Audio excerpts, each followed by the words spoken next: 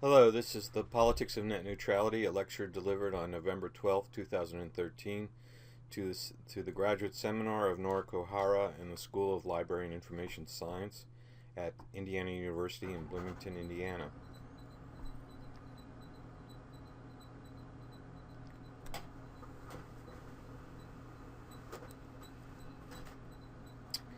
The origins of the net neutrality debate date back to 2002 when an organization called the Coalition of Broadband Users and Innovators sent a letter to the chairman of the FCC, Michael Powell, in November of that year. The letter included the phrase net neutrality, which had been coined earlier by Tim Wu in an article that was circulating in 2002 and not published until 2003. Basically, the CBUI called for non-discrimination safeguards to guarantee net neutrality. There's quite a bit of controversy over the definition of net neutrality. One definition, which is not entirely accurate, was published by Larry Lessig and Robert McChesney in an article in an editorial in the Washington Post.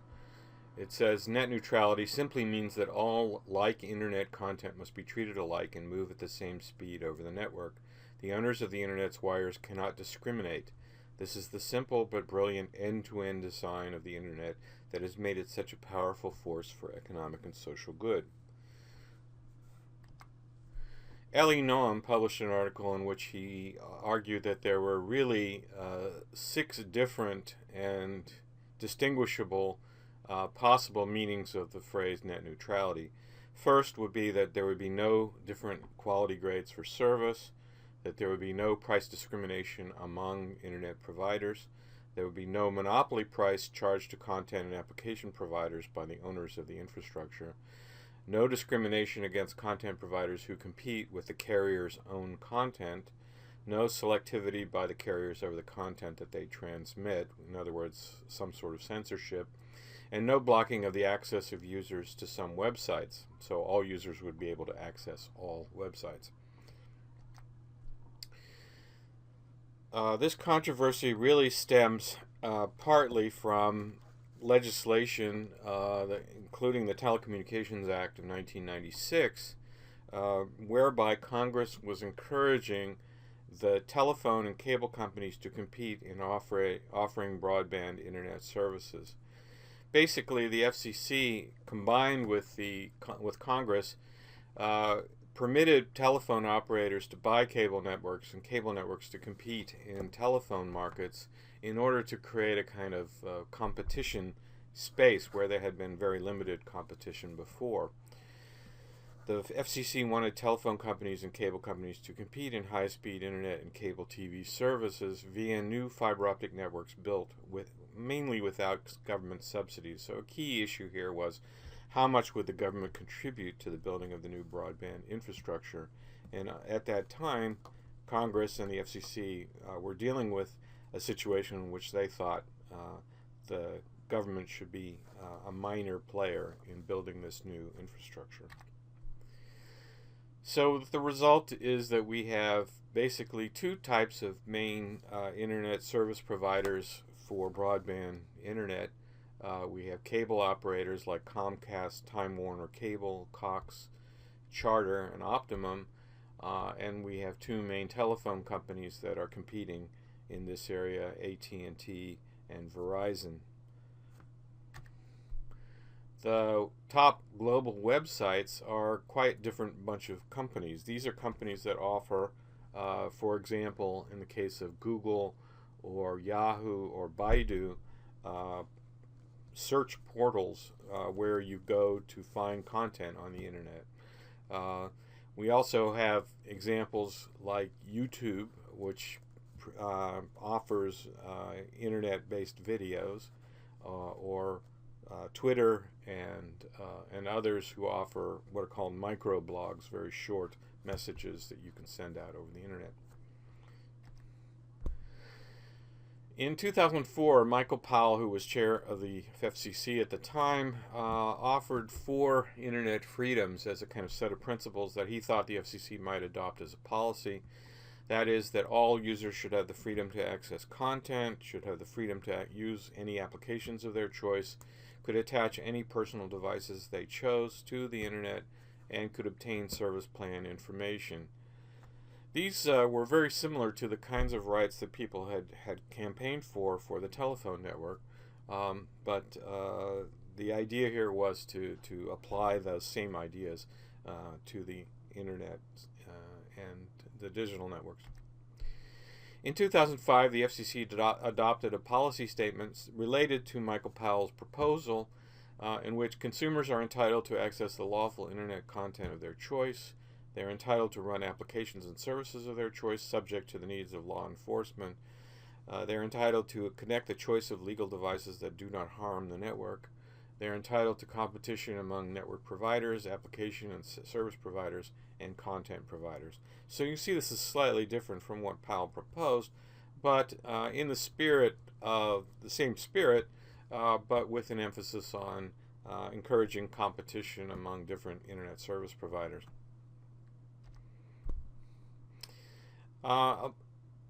In 2002 and 2003, we had a bunch of people who were in favor of network neutrality.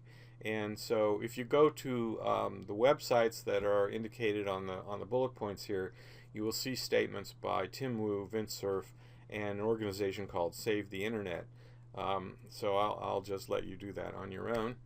The arguments that you will see there are summarized as, first of all, the desire to preserve the end-to-end architecture. End-to-end architecture, by the way, was a concept elaborated on by Dave Farber, one of the internet pioneers. And basically, the idea is that all nodes on the internet, which on the internet network, should be reachable by all the other nodes, and that there should be minimal intelligence in the network. That all the intelligence should be at the periphery of the network, in computers and other kinds of devices that people connect to it. So basically a kind of dumb network system that basically tries to do the job of efficiently connecting the nodes. So in order for this to be effective and efficient, there has to be no discrimination by the companies that own the network itself, the pipes at least, against content and services that they do not control, so that there would be maximum competition for good content and good services. The conduit companies will reserve lots of bandwidth for services like cable TV, which will degrade internet performance for everyone else. In other words, the conduit companies trying to pay for the infrastructure which they have built, they are trying to find premium services that people will pay money for, and one of those is cable TV. But you need to reserve a certain amount of bandwidth to do that. Otherwise, you have to keep building more and more capacity in the network. So this theme of having to pay for upgrades of the network without necessarily getting money back for that is a major theme that the telephone companies and cable companies continue to hit on later on. But so I've got a picture of Vint Cerf there. He's one of the people who made these arguments early on. There also are some arguments by other proponents, such as that there is insufficient competition between cable operators and telephone companies to guarantee non-discrimination. One of the arguments that the carriers make is that because there's competition, you don't have to legally guarantee net neutrality. But the argument of the proponents is that's just not the case. And in fact, there's quite a lot of work on exactly how much competition exists in various markets around the country. Also, they argue that there's potential for violations of freedom of speech in the absence of net neutrality guarantees, because net neutrality guarantees basically are one of the ways of ensuring lack of censorship of content or of services by the carriers. So here are three more proponents: Gigi Sohn of Public Knowledge, Larry Lessig, law professor, and Tim Berners-Lee, one of the pioneers of the World Wide Web.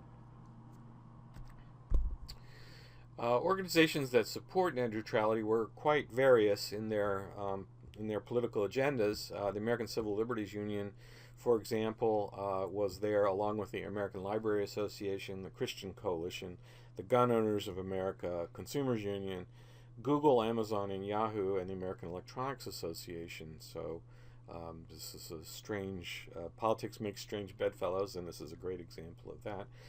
A lot of the social groups were interested in preventing censorship, and they had had some bad experiences with that in TV broadcasting and other network infrastructures. The opponents included, obviously, the telephone and cable companies, but also, strangely enough, one of the pioneers of the internet, Dave Farber. And if you click on these connections, you'll see some ads by the opponents. Quite a bit of money was spent on both sides to advertise these positions. The opponents basically argued that net neutrality guarantees would be unnecessary regulation, and this was the theme that was picked up by the Republicans who opposed net neutrality. They also argued that the threat of discrimination by carriers was overblown, that cable and telephone companies need new revenues to build out the network, that you need to have intelligent networks to guarantee quality of service over the networks, and therefore there had to be intelligence in the network, not as in the end-to-end architecture argument. Competition is sufficient to prevent abuses, so basically not needed. In 2006, Congress was considering a bill called the Video Franchise Bill, which, thanks to efforts by Ed Markey and other Democrats, had an amendment attached to it to guarantee net neutrality. That amendment was proposed in committee, where it was voted down, and then brought to the floor and again voted down.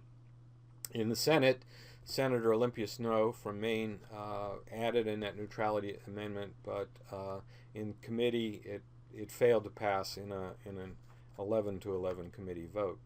Senator Ted Stevens, who was head of that committee, voted against the amendment, and all the Republicans on the committee also, except for Senator Snowe, voted against it. Ted Stevens then went on to make a statement which was widely lampooned on the internet and helped to create an enormous amount of publicity and interest in net neutrality. So, to quote, "And again, the internet is not something you just dump something on. It's not a big truck. It's a series of tubes, and if you don't understand, those tubes can be filled, and if they are filled, when you put your message in, it gets online, and it's going to be delayed by anyone that puts into that tube enormous amounts of material, Well, you can see a wonderful parody in the Series of Tubes remix on YouTube. That statement was made June 28, 2006. A lot of people who are experienced with computers and the internet saw it as evidence of the lack of knowledge of their representatives in Congress of how the internet worked and what it was doing. But the point that he was making was not necessarily invalid. He was saying basically that there needed to be some way to manage traffic on the networks. The reaction on, for example, Twitter and other websites was enormous. You can see it built up very rapidly after June 28th, and then it died off again. And a lot of money was spent by the various interests lobbying for and against the net neutrality amendments and other aspects of the video franchise bill. Over $50 million was spent in the first half of 2006. The majority of that money was spent by the phone companies and the cable operators, and a much lesser amount spent by the internet applications and search company lobbyists. Well, the bill, because it lacked net neutrality guarantees in its final form, was put on hold by Senator Ronald Wyden of Oregon using his senatorial privilege, and Ted Stevens could not override the hold because you required 60 votes to do so. The opposition to the bill without net neutrality guarantees peaked very rapidly towards the end of the year, and so that particular bill was not put up for a vote on the Senate floor. The proponents, the opponents of net neutrality at that point basically conceded defeat.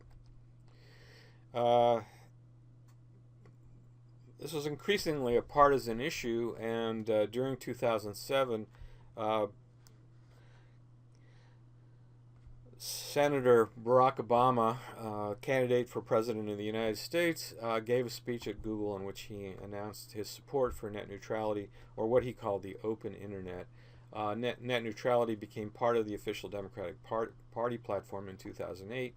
After he was elected, President Obama appointed Julius Genachowski as head of the FCC, and as part of the efforts to deal with the crisis of 2007-2008, a bill called the American Recovery and Investment Act of 2009 provided $7.2 billion of government money for building out broadband infrastructure and mandated that the FCC prepare a national broadband plan. So basically, the Democrats recognized that there was something needed to be done to speed up the building of broadband infrastructure and not to depend entirely on telephone and cable companies. Genachowski added 2 items to the FCC policy statement of 2005, that broadband providers cannot discriminate against particular internet content. Cannot discriminate against particular internet content or applications, and providers of broadband internet access must be transparent about their network management processes. And you can see a video of him making this statement if you click on the link. The National Broadband Plan came out in 2009, in which the FCC announced its intention to go ahead with guarantees for net neutrality. Chairman Genachowski spoke of a third way between heavy-handed prescriptive regulation and the light touch approach of the past. The FCC would attempt to reclassify transmission component of broadband as a telecommunications service. I'll need to explain that a little bit further. In 2007, it turned out that Comcast was caught throttling a certain kind of traffic over its network called BitTorrent traffic. A fellow named Rob Topolsky was trying to share barbershop quartet files with his friends, and was unable to do that because he was using a thing called BitTorrent. BitTorrent is a way of sharing files, doing file sharing on the internet, extremely efficient, but frequently used for copyright protected material. So Comcast decided that was a kind of traffic that it didn't want to support on its network.